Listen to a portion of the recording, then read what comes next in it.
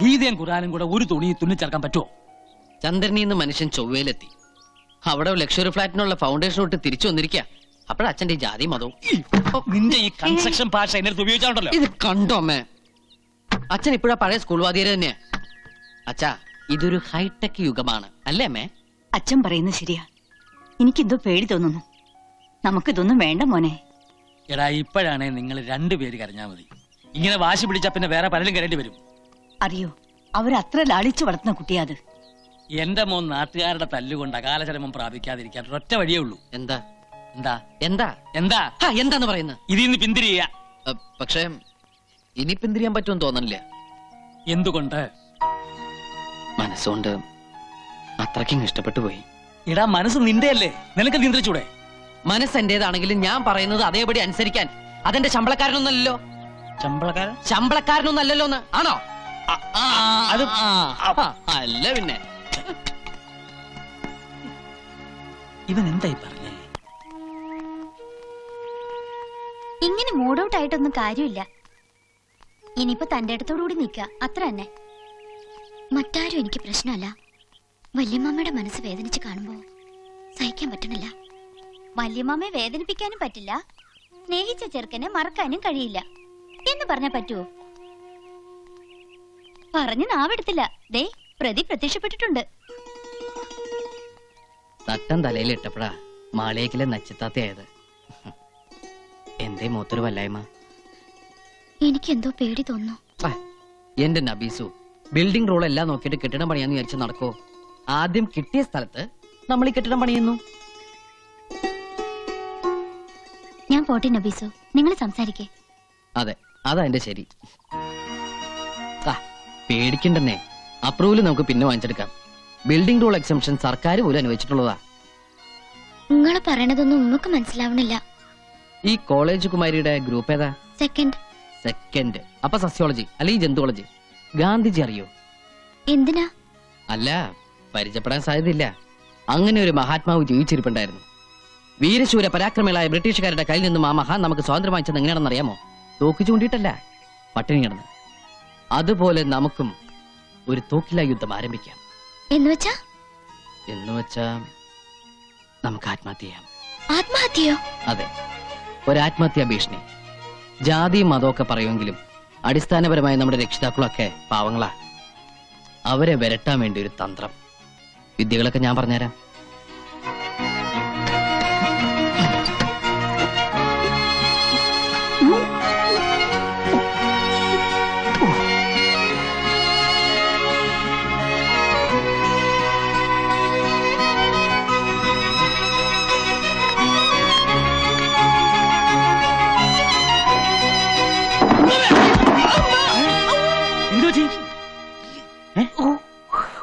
Stool തെറ്റി. ഓ, അത് ശരി. ആത്മഹത്യാശ്രമം കൊള്ളാം. എടാ കഴുതേ, ആരെങ്കിലും ഈ പഴഞ്ച ഏർപ്പാട് കൊണ്ട് നടക്കൂ? ഇന്ത്യ ആണവ രാഷ്ട്രമായി സ്വയം പ്രഖ്യാപിച്ച നൂറ്റാണ്ടായത്. ഹൈടെക്. ഈ ഹൈടെക് യുഗത്തിൽ ആരെങ്കിലും തൂങ്ങിച്ചാവൂടാ? എടാ, ഒന്നുകിൽ ഗ്യാസ് സ്റ്റൗ അല്ലെങ്കിൽ നനഞ്ഞു തോർത്തിട്ട് കറണ്ടെ പിടിക്കുക. ഇനി ഇതൊന്നുമല്ല, വേദനയില്ലാത്ത മരണമാണ് ആവശ്യമെങ്കിൽ പൊട്ടാസ്യം സയനൈഡ്, ബി കോംപ്ലക്സ് പോലെ ഏത് മുറുക്കാക്കടലും കിട്ടും. കോക്കറി കാണിക്കല്ലേ. മനുഷ്യനോട് നടുവും തല്ലി വീണ് ചാവാറായിട്ട് നിൽക്കുമ്പോഴാ മാതാമാഷൊരു പഠിച്ച തമാശ. അല്ല, നീ എന്തിനാ ഇത് ഇവിടെ തൂക്കിയത്? നിന്റെ മുറിയിലാവായിരുന്നില്ലേ? അവിടെ ആവുമ്പോ ആരും അറിയയില്ല. അത് ഈ പർപ്പസിന് വേണ്ടി ഉണ്ടാക്കിയ റൂമല്ല. അവിടുത്തെ റൂഫിന് ഹൈറ്റ് ഇല്ല. റൂഫിന് ഹൈറ്റ് ഇല്ലാന്ന്. അച്ഛനും മോനും വീണ്ടും തുടങ്ങിയോ? കണ്ടില്ലേ മോന്റെ പുതിയ ഹൈടെക്? അയ്യോ, എന്താ ഇത്? നീ എന്തിനാ ഈ കുറുക്കിട്ടത്? ചുമ്മാ. ചുമ്മാതല്ല, നമ്മുടെ മോന് ഈ ഇടയായിട്ട് വേണ്ടാത്ത എന്തൊക്കെയോ തോന്നി തുടങ്ങി. കൂടോത്ര അറിയുന്ന മുസ്ലിംമാരപ്പുറത്ത്. അവരെന്തെങ്കിലും ചെയ്ത് കാണോ? ഇനി കുട്ടിച്ചാത്തൻ ആരെങ്കിലും കൂടോത്രം ചെയ്യുവോ? എന്റെ ദേവി,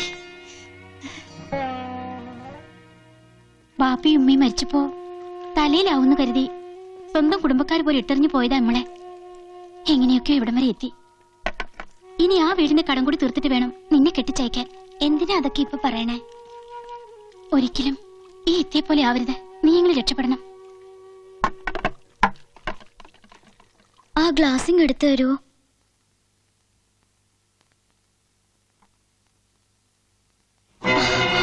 എന്താ ഇത്? എന്തിനാ ഇത്? ആവശ്യമുണ്ട്.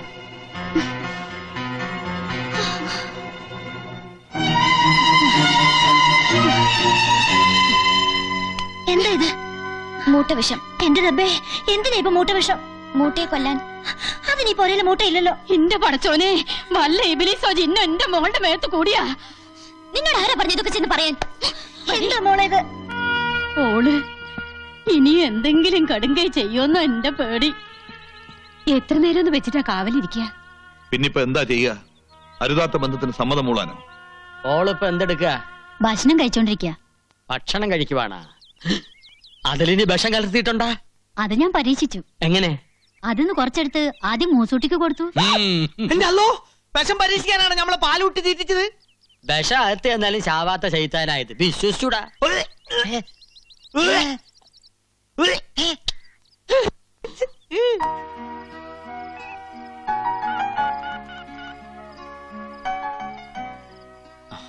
ഹലോ, അവിടെ സ്ഥിതിഗതികൾ എങ്ങനെയുണ്ട്?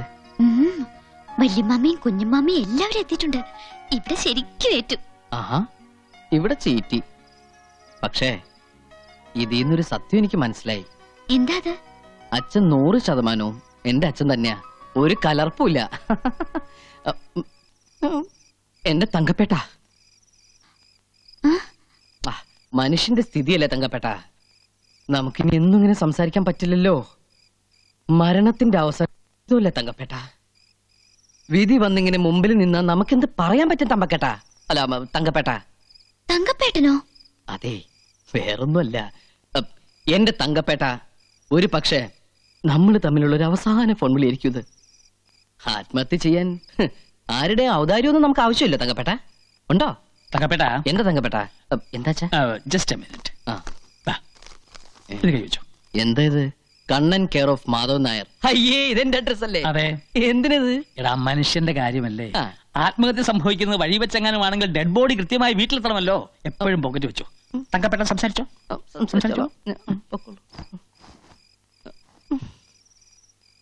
തങ്കപ്പേട്ട, അതും ചീറ്റി.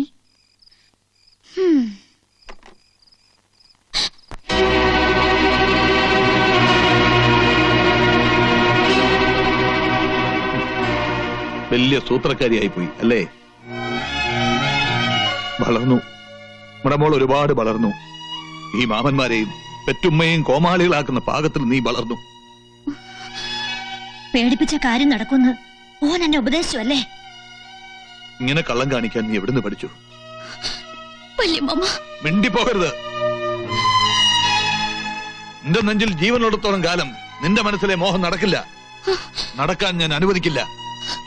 ഇക്കാതിനെ ഓടം വെക്കിട്ട് കയറണത് ഈ പുലിവാലിനെല്ലാം കാരണം കള്ള ഹിമാറല്ലേ. ഓനിട്ട് 2 പടപടക്കണം. ശരിയാ.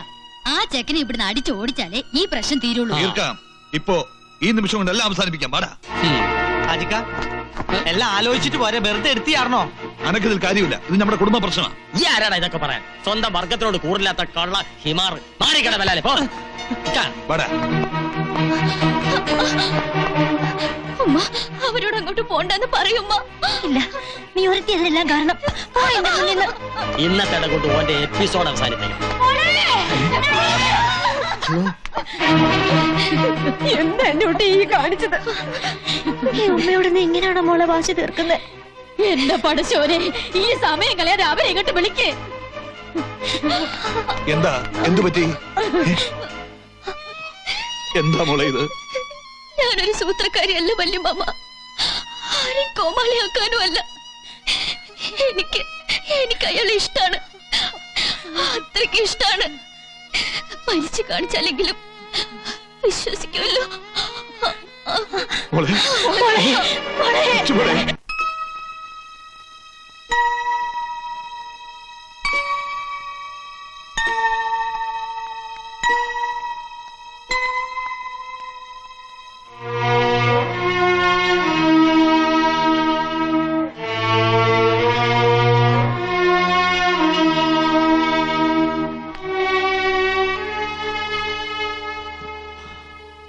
നബീസു,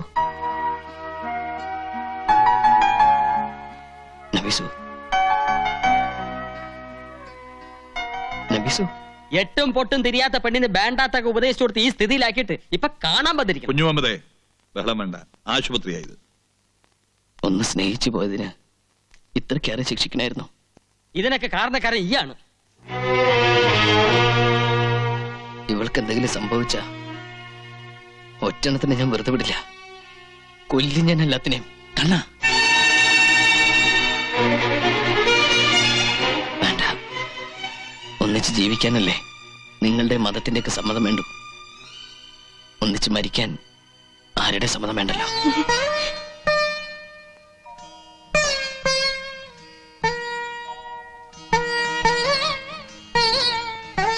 അറിയോ, പുഴയെ കിടന്ന് ജീവന് വേണ്ടി നിലവിളിച്ചപ്പോ ജാതി മതം നോക്കാതെ എന്റെ മോൻ അവളെ രക്ഷിച്ചത്. ഇപ്പൊ നിങ്ങളെല്ലാം കൂടെ ചേർന്ന് അവളെ ഈ അവസ്ഥയിലാക്കി.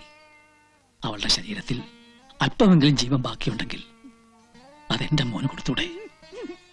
ദാനമായിട്ടെങ്കിലും.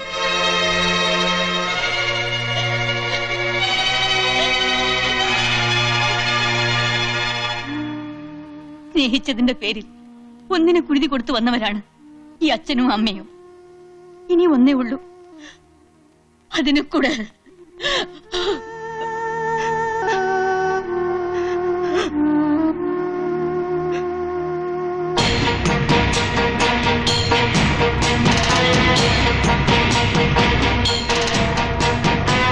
ഹായ്, കണ്ടില്ലേ പ്രമാണിമാര്? പള്ളിയും പടച്ചോനും വെച്ച് പുളിച്ചപ്പാട്ട് അടിക്കുന്ന ജാതികളാ. ഇതൊക്കെ നമ്മുടെ കുഞ്ഞുമക്കാന്റെ ആൾക്കാരെന്നെ.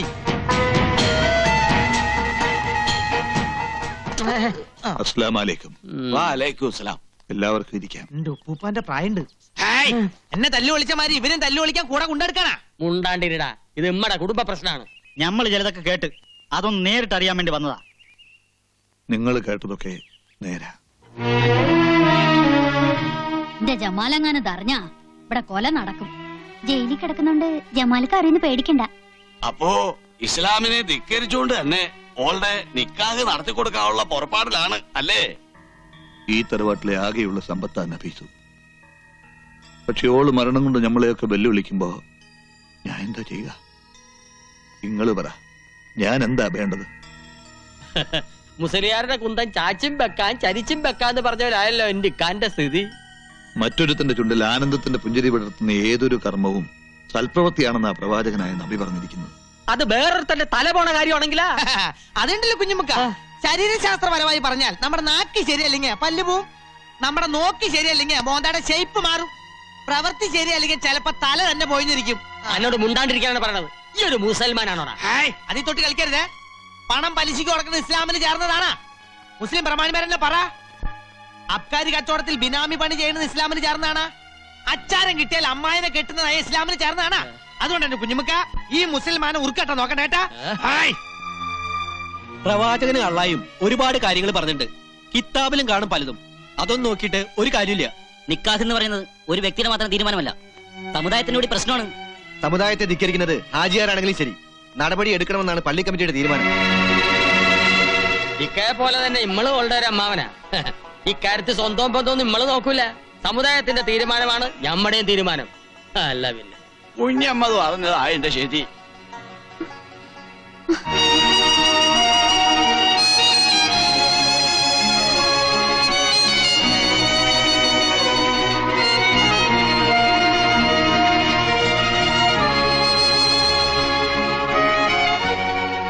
മതത്തെയും ആചാരത്തെയും എതിർക്കുന്നതല്ല. എതിർത്താൽ ഈ തറവാട്ടിലൊരു ദുരന്തം. അറിഞ്ഞുകൊണ്ടൊരു തീരാദുഃഖം ഏറ്റുവാങ്ങാനുള്ള മനക്കരുത്ത് എനിക്കില്ല. ഓർക്കൊരുമിച്ചാലേ പറ്റുള്ളൂവെങ്കിൽ ഒറ്റ മാർഗമുള്ളൂ, ഓൻ ഇസ്ലാമാകണം. ഈ നാട്ടിലെ ഇസ്ലാമികളെ ഏറെ ബഹുമാനിക്കുന്ന വ്യക്തിയാണ് ഹാജിയാർ. ആ ഹാജിയാരുടെ കുട്ടിയെ ഒരു ഇന്ത്യച്ചക്കൻ തട്ടിക്കൊണ്ട് പോവാന്ന് വെച്ചാ ഓന്റെ വീട് നമ്മൾ ചുട്ടുകരിക്കും. അതിന്റെ ഒന്നും ആവശ്യമില്ല. അങ്ങനെയൊന്നും ഒരു ഇസ്ലാമിന്റെ നിയമത്തിലും പറഞ്ഞിട്ടുമില്ല. എന്ത് ചെയ്യണമെന്ന് നമുക്ക് ഒന്നുകൂടി ആലോചിക്കാം. ആലോചിക്കാനൊന്നുമില്ല. ഇസ്ലാമാവണമെന്ന് പറയുമ്പോ തന്നെ ഓൻ ഈ ബന്ധം വിട്ട് വേറെ പെണ്ണിനെ നോക്കുള്ളൂ. അടയും ചക്കരയും പോലെ അല്ലേ? ഒന്നിച്ചേ പറ്റുള്ളൂ എന്നുണ്ടെങ്കിൽ ഓൻ മതം മാറി നമ്മടെ ജാതി ചേരട്ടെ. ഞാൻ റെഡി.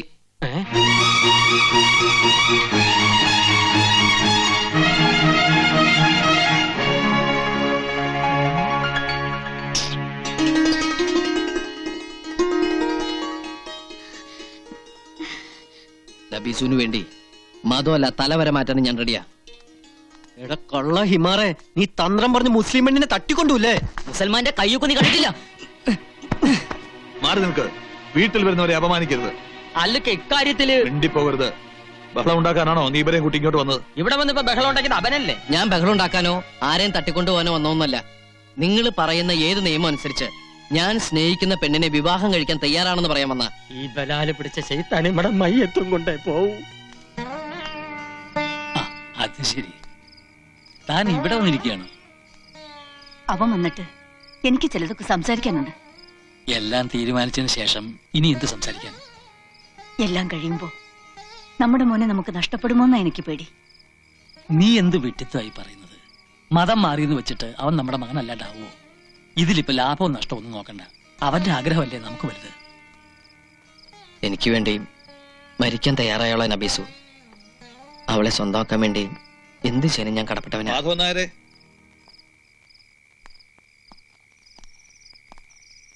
അല്ല, അകത്തേക്ക് ഇരിക്കാം. വേണ്ട. മതം മാറാൻ കണ്ണൻ സമ്മതിച്ചു. പക്ഷേ അത് വാശിക്കോ ആവേശം കൊണ്ടുള്ള ഒരു തീരുമാനമാവരുത്. അതുകൊണ്ടാ അച്ഛന്റെ അമ്മയുടെ സമ്മതം കൂടി അറിയാൻ ഞങ്ങൾ വന്നത്. ആകെ കൂടി ഇതൊന്നേ ബാക്കിയുള്ളൂ. അവന്റെ സന്തോഷ ഞങ്ങൾക്ക് വലുത്. സത്യം പറഞ്ഞ വലിയ മനസ്സാ മാഷ ഇങ്ങടേത്. നിങ്ങടെ മോനായി ജനിച്ച കണ്ണൻ ഭാഗ്യവാനാ. എല്ലാവർക്കും സമ്മതമായ സ്ഥിതിക്ക് കണ്ണൻ നാളെ തന്നെ പൊന്നാനിക്ക് പോട്ടെ. തങ്ങൾക്കുള്ള ഒരു കത്തും ഞാൻ തരാം. കൂട്ടിന് മൂസൂട്ടി ഉണ്ടാവും.